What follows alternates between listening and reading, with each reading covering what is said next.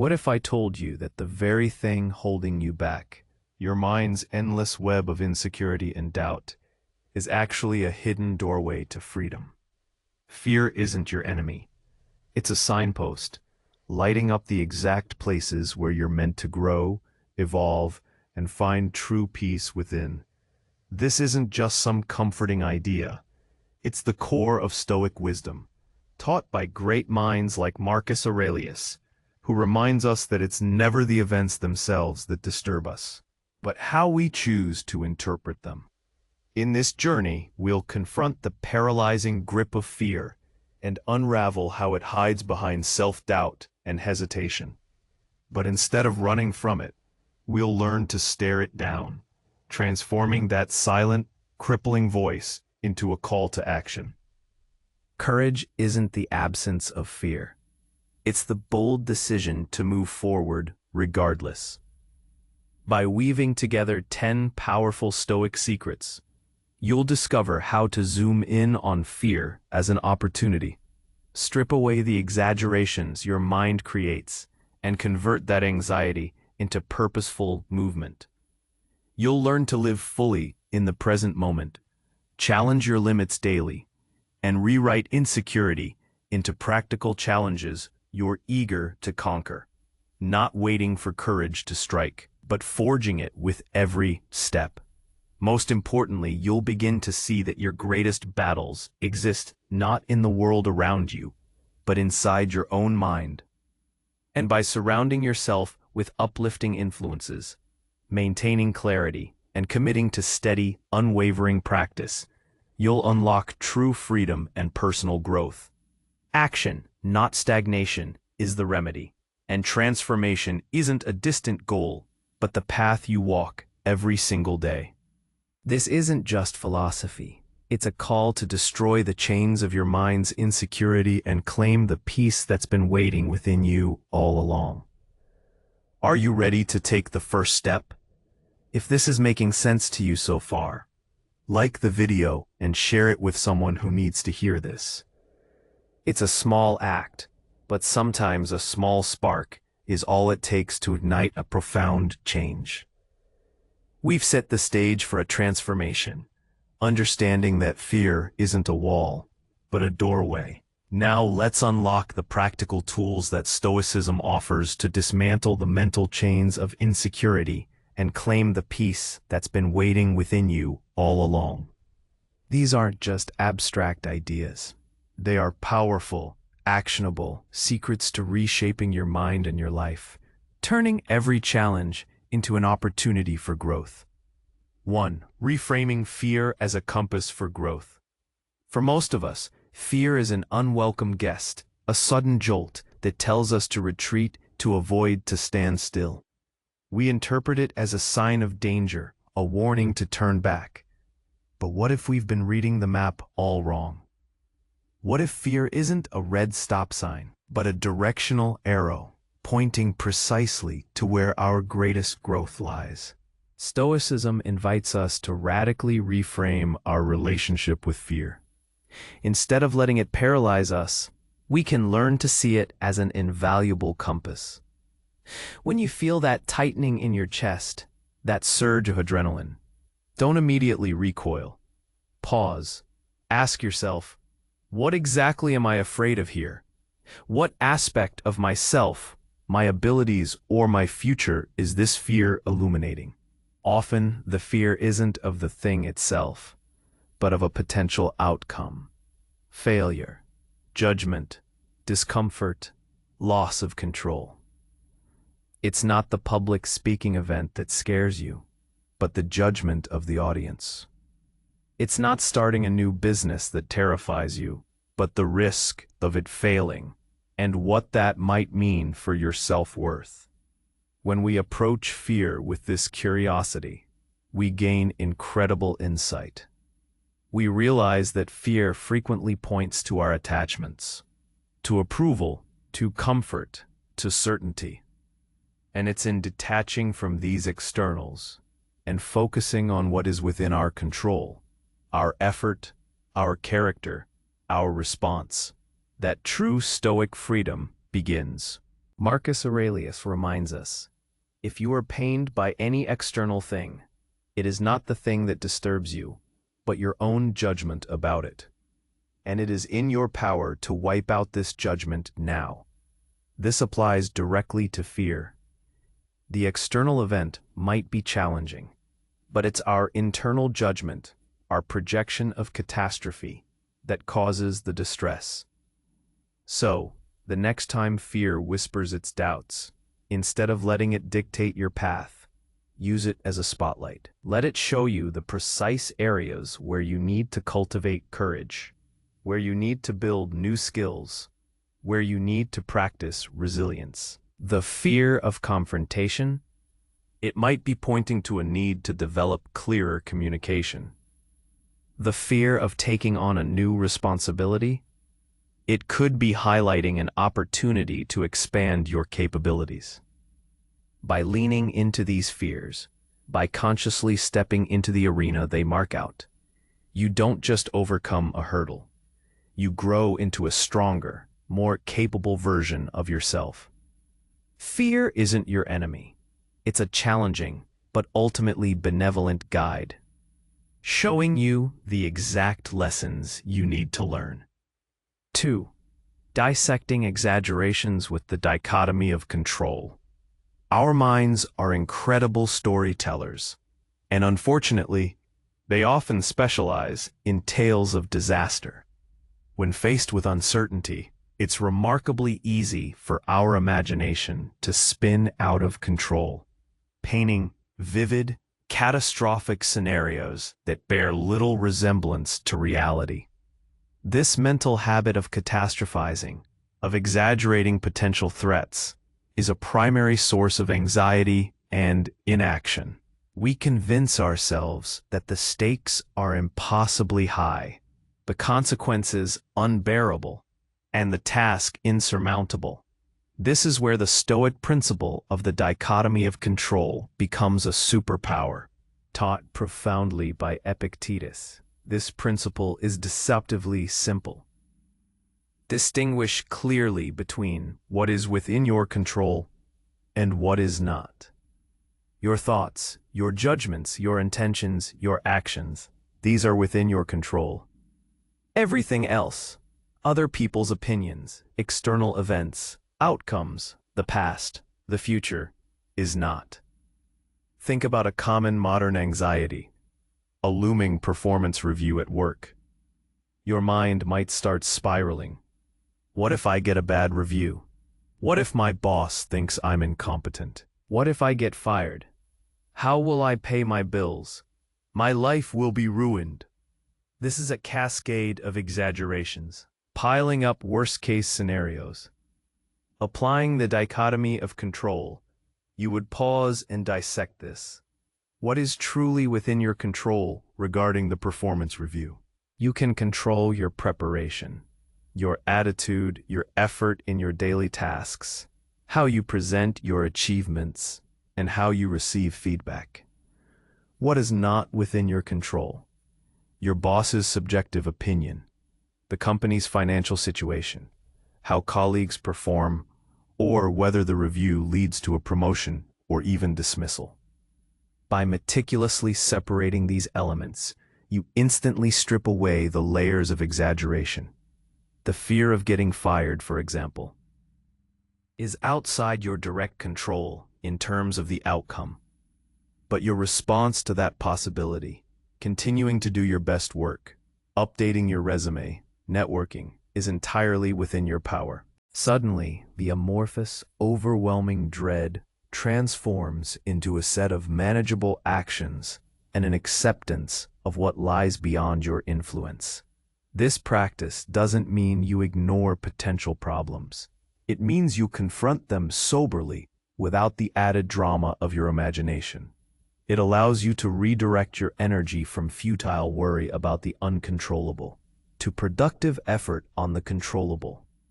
When you practice this discernment consistently, you weaken the mind's tendency to exaggerate. You train yourself to see things as they are, not as your fears imagine them to be. The result is a profound sense of calm and clarity, because you realize that the vast majority of your suffering comes not from external events, but from your own internal, often distorted interpretation of them. Stoicism offers a powerful counter-narrative. Action isn't the result of conquered anxiety. It's often the most potent remedy for it. Stoics were pragmatists. They understood that while contemplation and reflection are essential, they are incomplete without a commitment to virtuous action. Seneca famously said, "Every new beginning comes from some other beginning's end." More profoundly, he taught that philosophy isn't merely about talk, but about deeds. When you're overwhelmed by a task, a decision, or a challenging situation, the most immediate and effective way to cut through the anxiety is to take any step, no matter how small, in the direction of resolution. Consider the feeling of being overwhelmed by a large project, whether it's decluttering your home, preparing for an exam, or launching a new initiative. The sheer scale of it can be daunting, triggering waves of anxiety and procrastination. Your mind races, conjuring all the reasons why you can't start, or why it's too difficult. In this moment, the Stoic approach is not to wait for inspiration, or for the anxiety to magically disappear. It's to identify the absolute smallest, most manageable first step, and simply do it. If it's decluttering, don't think about the whole house. Just pick up one item and decide if it stays or goes. If it's the exam, don't think about the entire syllabus. Just read the first paragraph of the first chapter. If it's a new initiative, don't think about the grand vision. Just send one email to gather information. This isn't about solving the entire problem immediately. It's about breaking the spell of inaction. It's about creating momentum. Each small action, each tiny step forward, sends a powerful signal to your brain. I am capable. I am moving. I am not paralyzed. This momentum builds confidence and diminishes the perceived size of the obstacle. Anxiety shrinks in the face of purposeful movement. It's like pushing a heavy stone. The initial push is the hardest, but once it starts rolling, it becomes easier. By consistently choosing action over rumination, you rewire your brain to associate challenges not with dread, but with tangible progress. This constant, virtuous engagement with reality, taking control of what you can control through your actions, is a fundamental pillar of Stoic tranquility and efficacy. Embracing the present moment, amor fati and memento mori. Much of human suffering stems from a psychological tug-of-war, where our minds are constantly pulled between the regrets of the past and the anxieties of the future. We replay old conversations, second-guess decisions, or catastrophize about what might happen tomorrow. This mental time travel robs us of our most precious possession, the present moment, which is the only place where life truly unfolds and where we have the power to act. Stoicism offers profound antidotes to this mental fragmentation. Memento mori, remember you will die, and amor fati, love your fate. These aren't morbid or passive concepts. They are powerful invitations to live fully, presently, and purposefully. Memento mori isn't about dwelling on death in a morbid way. Instead, it's a stark, powerful reminder of the finite nature of our time. Every moment is a gift, and every day is an opportunity that will not be repeated. When you truly grasp that your time is limited, the trivial worries and procrastinations begin to fade. Why waste precious energy on things outside your control or on trivial grievances when the clock is always ticking? This awareness creates an urgent clarity, urging you to focus on what truly matters. Living virtuously, pursuing meaningful work, and connecting deeply with those around you. It anchors you to the now, because the future is uncertain and the past is gone. Only this breath, this task, this conversation is truly yours. Amor fati, or love your fate, takes this present moment awareness even further. It's an active, joyful acceptance of everything that happens. Not just the good, but the difficult, the unexpected, even the painful. It's not passive resignation. It's a robust embrace. When you practice amor fati, you choose to view every event, every circumstance, as material for your growth, as an integral part of your unique story. The traffic jam, the unexpected bill, the difficult conversation, even a personal setback. Instead of fighting against these realities, you ask, how can I make the best of this? What can I learn from this? How can I use this to practice patience, resilience, or wisdom? This doesn't mean you don't strive for improvement or try to change what is within your control. But for those things outside your control, amor fati transforms resistance into acceptance, and acceptance into a powerful, serene strength. It frees you from the exhausting struggle against reality in our modern world, constantly barraged by notifications and future-oriented planning. Cultivating present moment awareness is more vital than ever. Practice mindfulness. When you're eating, really taste your food. When you're listening, really hear the other person. When you're working, fully immerse yourself in the task at hand. By consciously pulling your attention back to the now, moment after moment, you begin to experience a richness and depth in life that is simply unavailable to a mind perpetually caught between what was and what might be. This is where true living happens, where virtue is practiced, and where inner peace resides.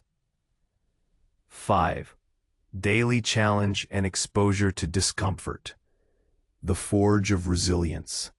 In our pursuit of comfort and convenience, we often inadvertently build psychological prisons for ourselves. We avoid difficult conversations, shy away from new experiences, and procrastinate on challenging tasks. While seeking comfort is a natural human inclination, an over-reliance on it atrophies our mental and emotional muscles, making us brittle and easily rattled when genuine adversity strikes. Stoicism, however, offers a powerful counter-practice, the deliberate daily exposure to discomfort, not as a form of self-punishment, but as a forge for resilience. This practice, often associated with premeditation malorum, the premeditation of evils, extends beyond merely contemplating potential misfortunes. It encourages us to actively seek out and endure small voluntary discomforts, to strengthen our minds against the inevitable hardships of life. Seneca famously suggested practicing poverty, wearing simple clothes, eating plain food, or going without certain luxuries for a period.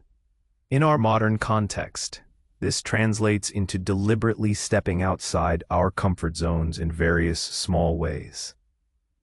Think about the psychological benefits of embracing a cold shower, even for just 30 seconds. It's not about the physical sensation, but the mental act of overriding your immediate desire for warmth and comfort. It's a micro-victory of reason over instinct. Or consider choosing to walk or bike instead of driving, taking the stairs instead of the elevator, or engaging in a difficult but necessary conversation you've been avoiding. These aren't monumental sacrifices, but they are intentional acts of self-discipline that train your mind to tolerate and even embrace hardship. The goal isn't to suffer unnecessarily, but to proactively build a tolerance for what life will inevitably throw your way. By regularly exposing yourself to minor discomforts, you demystify them. You learn that you are far more capable of enduring unpleasantness than you often give yourself credit for. That feeling of dread before a challenging task begins to lose its power when you've consistently chosen to face smaller, self-imposed challenges. This practice also cultivates gratitude. When you occasionally fast, even for a single meal, you appreciate food more deeply. When you experience a moment of voluntary solitude, you value connection more profoundly. When you intentionally simplify your surroundings, you see the true abundance in your life that often goes unnoticed. So how can you apply this today? Identify one small thing you habitually avoid because it's slightly uncomfortable or challenging. It could be starting that difficult email, taking an extra 5 minutes to meditate, or dedicating focused time to a skill you want to develop. Make a conscious choice to lean into that discomfort. Do it not out of obligation, but as a deliberate exercise in mental fortitude. With each small victory, you chip away at the fortress of comfort that keeps you captive, building an inner strength that prepares you not just for the big storms, but for the constant drizzle of daily challenges, ensuring you remain robust and adaptable, no matter what comes your way. Chapter 6: Rewriting Insecurity as Practical Challenges. Insecurity is a pervasive and debilitating force in modern life. It whispers doubts, undermines confidence, and often leads to self-sabotage, keeping us from pursuing our goals and reaching our full potential. We tend to view insecurity as a character flaw, an inherent weakness that defines us. But what if, like fear, insecurity could be reinterpreted not as an indictment, but as an invaluable signpost? What if it's merely a signal, pointing to specific areas where we have an opportunity for growth, a practical challenge waiting to be conquered? Stoicism encourages a shift from emotional judgment to objective assessment and purposeful action.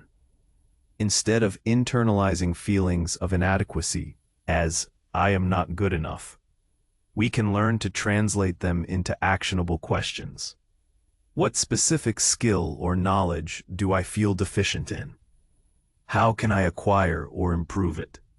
This reframes insecurity from a crippling internal state into a concrete external project. Consider the common experience of feeling insecure about a particular skill at work, perhaps public speaking, data analysis, or a new software.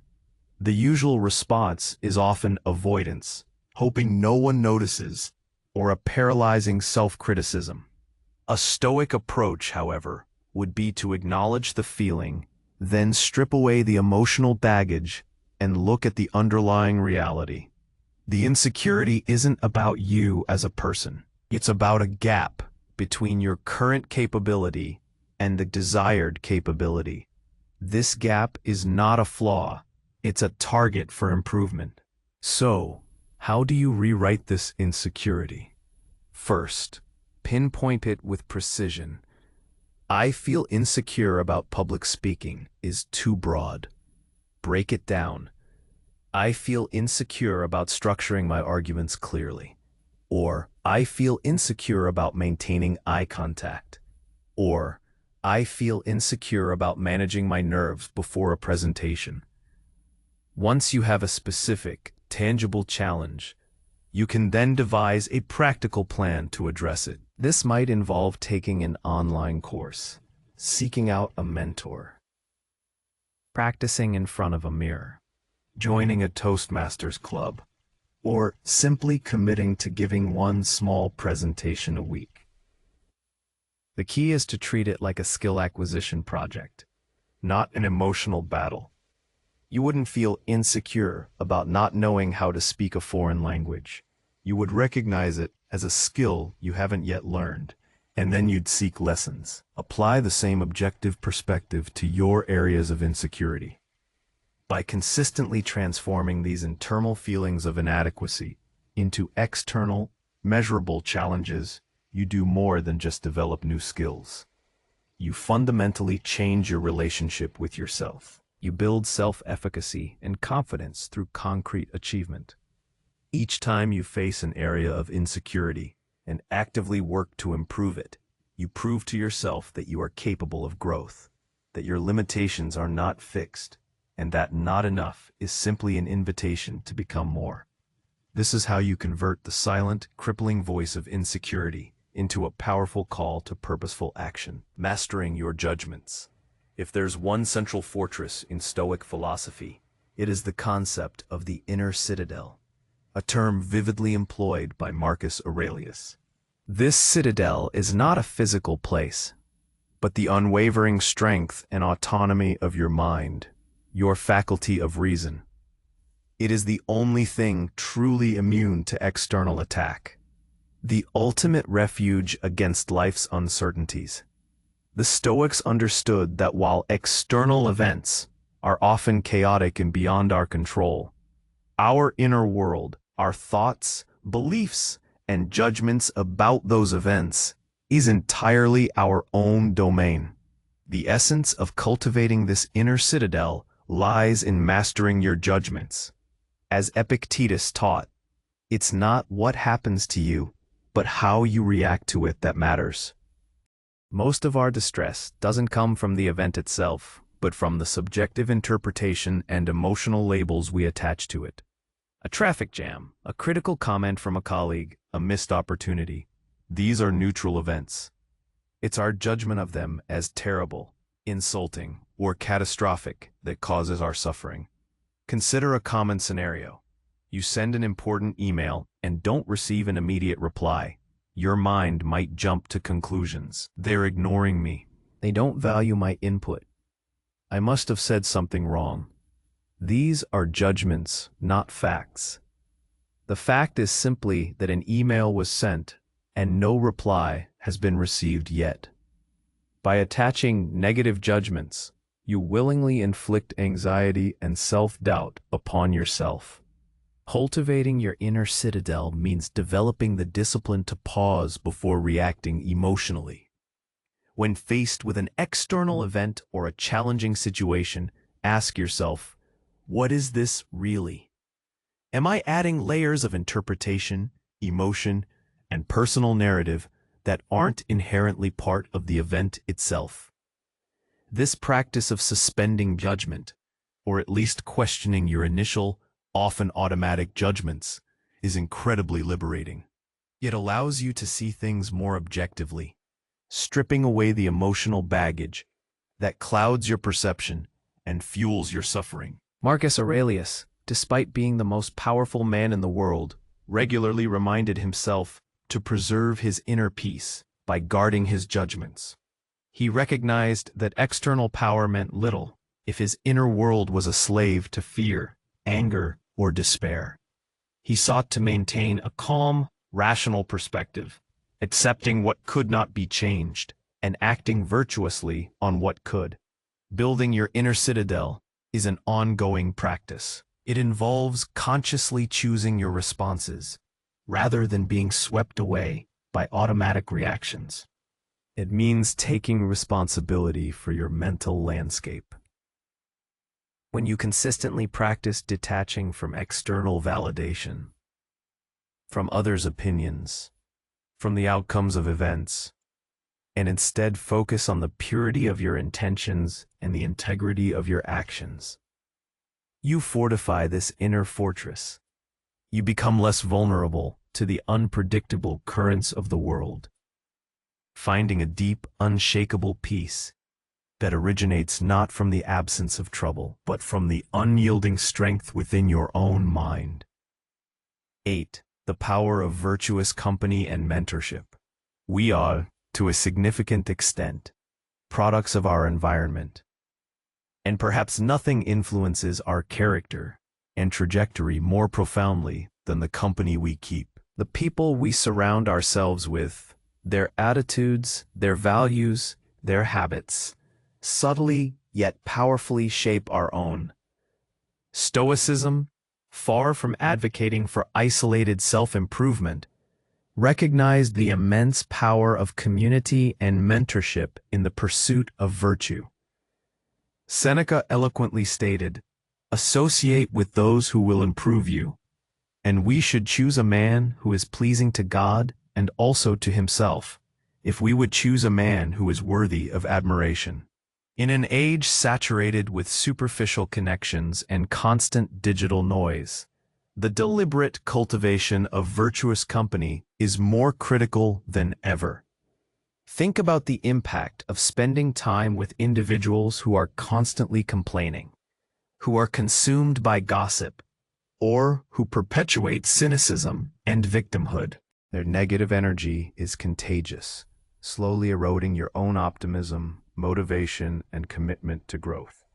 Conversely, imagine the transformative effect of engaging with people who embody the virtues you aspire to: courage, integrity, wisdom, resilience, kindness. These individuals don't necessarily have to be formal mentors. They could be friends who inspire you to challenge yourself, colleagues who approach problems with calm reason, or family members who consistently demonstrate compassion. Even historical figures or authors, through their writings and philosophies, can serve as powerful mentors in spirit, guiding you with their wisdom across centuries. The key is to consciously seek out influences that elevate you, that challenge you to be better, and that reinforce your commitment to a life of purpose and virtue. A virtuous community acts as a mirror, reflecting back to you your best self and holding you accountable to your highest ideals. When you are surrounded by people who are striving for excellence, who embrace challenges, and who demonstrate equanimity in the face of adversity, it becomes easier to adopt those same qualities. Their examples provide living proof that a life of virtue is not only possible, but deeply fulfilling. They offer different perspectives, constructive criticism, and unwavering support, helping you navigate your own struggles and celebrating your progress. Take an honest inventory of your current relationships. Do they inspire you, or do they drain you? Do they encourage your growth, or do they subtly pull you back into old, unhelpful patterns? This isn't about discarding people who are struggling, but about recognizing the profound impact of your social environment. Make a conscious effort to seek out and nurture relationships with those who uplift your spirit, sharpen your mind, and embody the Stoic principles you wish to cultivate. By doing so, you create a powerful feedback loop where your commitment to growth is continuously reinforced, transforming your journey of self-improvement from a solitary struggle into a shared, empowering expedition. 9. The clarity of objective judgment. Seeing things as they are, one of the most profound and liberating aspects of Stoic philosophy, is its insistence on cultivating objective judgment.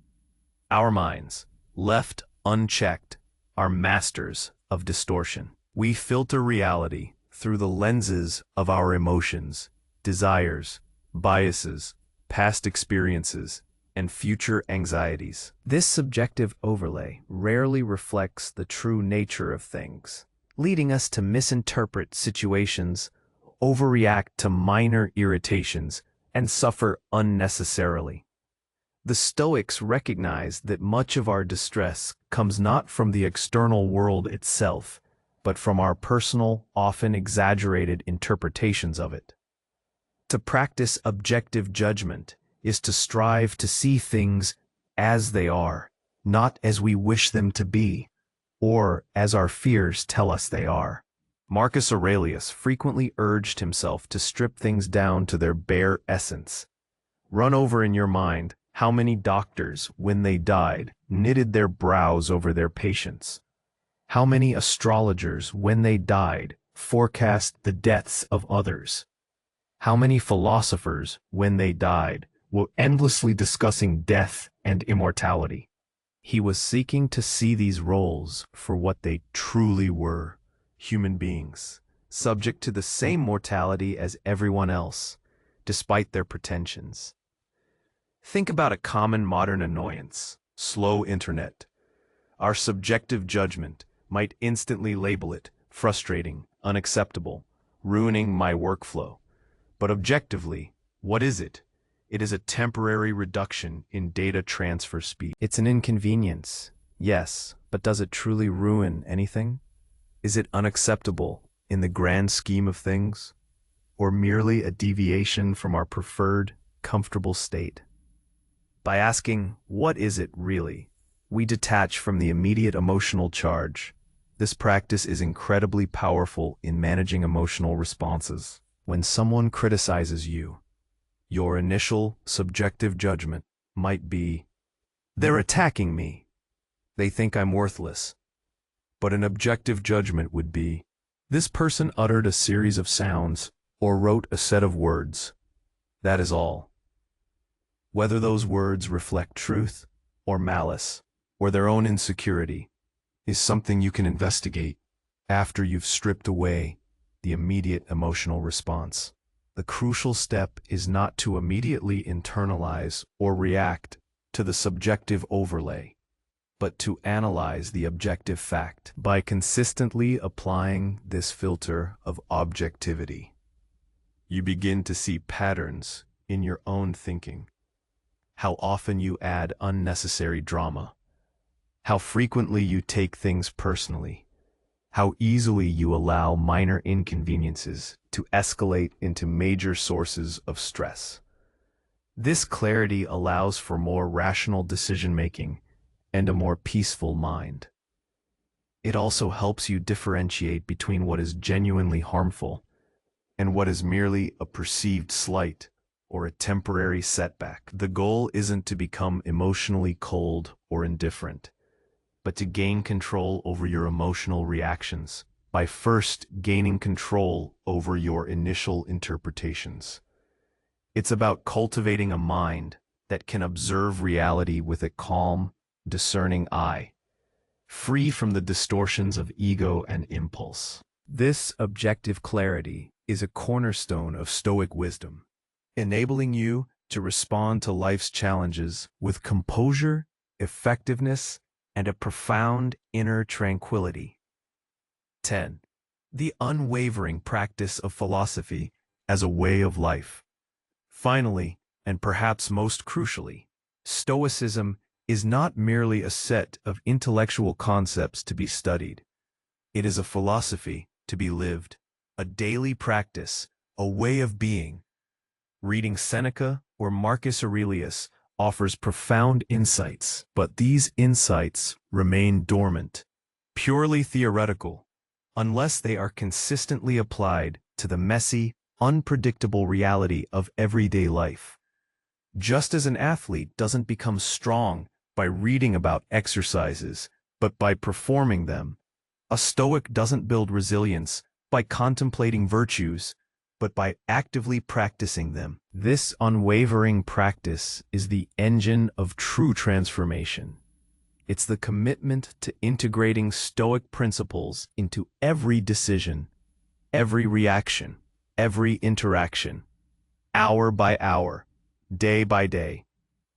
It acknowledges that setbacks will occur, that old habits will resurface, but that the path to mastery is paved with consistent effort and a persistent return to the principles, especially after a stumble.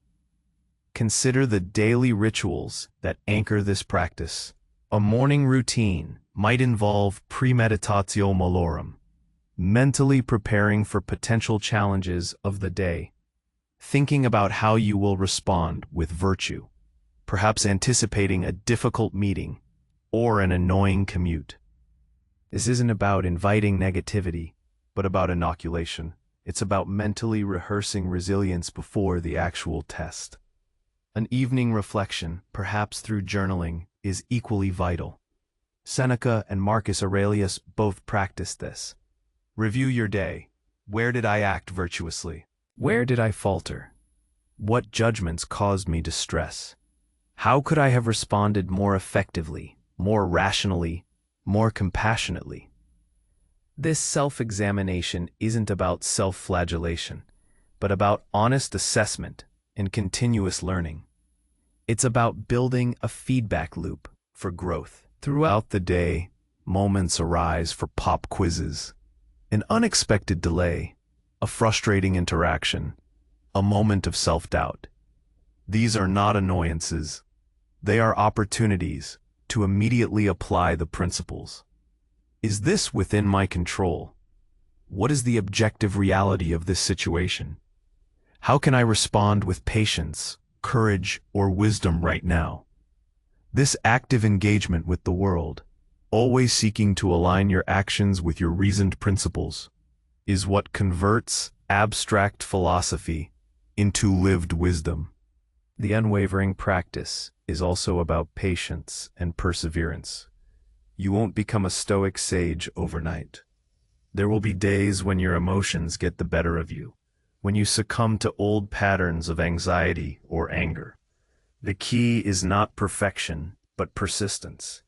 It's about recognizing these moments, learning from them, and gently but firmly redirecting yourself back to the path. This commitment to steady, unwavering practice fundamentally rewires your brain.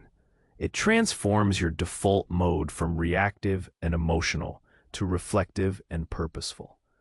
It builds a deep, intrinsic sense of calm and competence that doesn't rely on external circumstances, but on the unshakable foundation of your cultivated character. This isn't just about reading great minds. It's about joining them in the arena of life, putting wisdom into action, and forging your own freedom, one deliberate, virtuous step at a time. This is how you unlock true personal growth and lasting peace. The journey we've explored together is not about eradicating fear, but about mastering our relationship with it. It's not about avoiding challenges, but about transforming them into the very material for our strength. True freedom isn't found in a world without problems, but in a mind unburdened by irrational judgments and steadfast in its commitment to virtue. Remember the wisdom of Epictetus. Freedom is not procured by a full enjoyment of what is desired, but by controlling the desire itself. Your greatest battles will always be fought and won within the confines of your own mind. It is there that you hold absolute sovereignty, the power to choose your interpretation, your response, your character. What chain of your own mind will you choose to break today? What small, courageous step will you take to live more fully in the present, to challenge your limits, and to forge your own path toward a life of purpose and tranquility? If this message resonated with you, I encourage you to like this video, subscribe to the channel for more insights into applied Stoicism, and share your thoughts in the comments below. Your journey towards inner strength is a shared one, and your reflections can inspire others.